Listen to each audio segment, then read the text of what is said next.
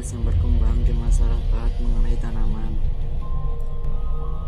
yang mempunyai khasiat mistis yang dapat memancarkan pengaruh baik maupun pengaruh buruk bagi pemilik rumah saat tanaman tersebut ditanam di halaman rumah.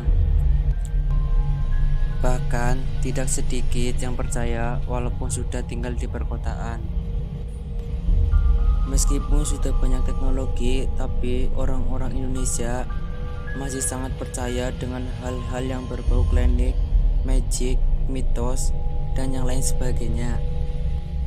Bahkan kalau kita membahas tentang mitosnya orang Indonesia, mungkin butuh berjilid-jilid buku untuk menuliskannya, karena hampir semua ada mitosnya. Mulai tindak tunduk sampai benda-benda termasuk pohon-pepohonan.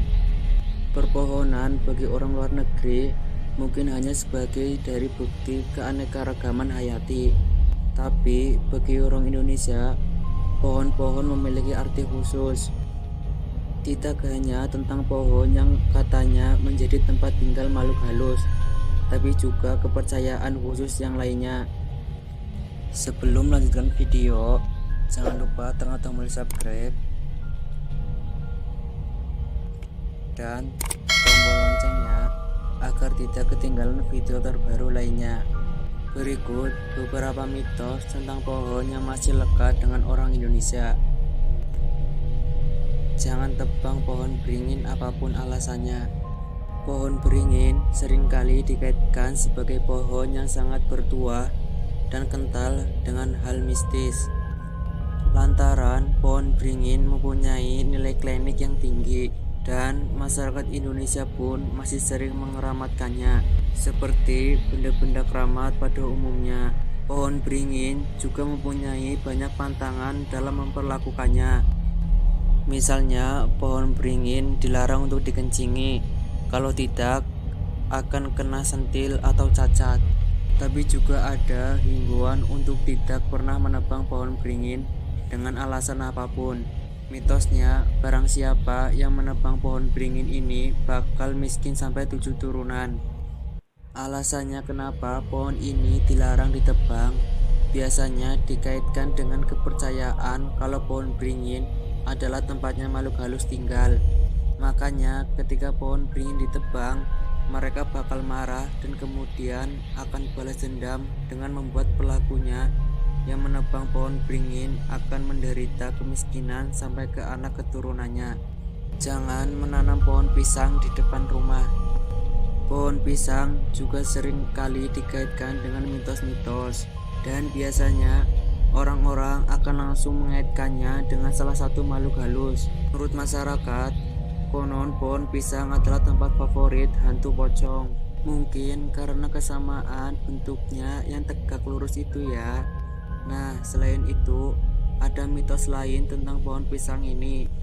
Sering kali dikaitkan kalau pohon pisang dilarang untuk ditanam di halaman depan rumah. Mitosnya, kalau hal ini dilakukan, maka rumah tersebut akan selalu direnungi energi-energi negatif. Tak cuma hanya itu, konon bangsa yang tak kasat mata juga jadi suka untuk bersemayam di rumah-rumah yang di depannya ada pohon pisangnya. Larangan untuk menanam pohon sawo di perkarangan rumah. Kalau dikaitkan dengan hal mistis, pohon sawo sering dikaitkan dengan rumahnya genderuwo.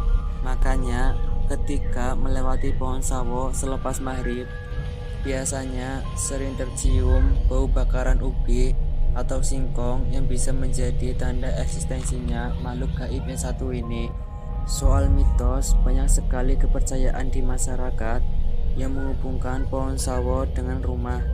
Konon ceritanya, jika seseorang menanam pohon sawo di perkarangan rumahnya, maka biasanya rumah tersebut senantiasa menjadi sepi.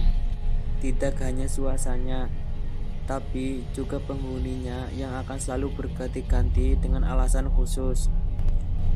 Sawo sendiri dikaitkan dengan kata-kata Jawa suwung yang artinya sepi. Mitos bambu kuning yang sakti. Bagi orang Indonesia, pohon bambu memang sudah identik dengan berbagai mitos. Pohon bambu sering diidentikan dengan rumahnya Wewe Gombel dan Genderuwo.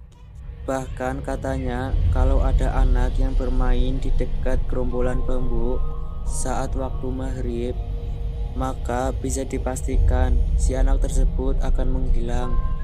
Konon ceritanya anak tersebut diculik oleh makhluk halus. Memang begitu seram mistis tentang bambu ini. Namun, tidak semua jenis bambu dikaitkan dengan hal-hal negatif.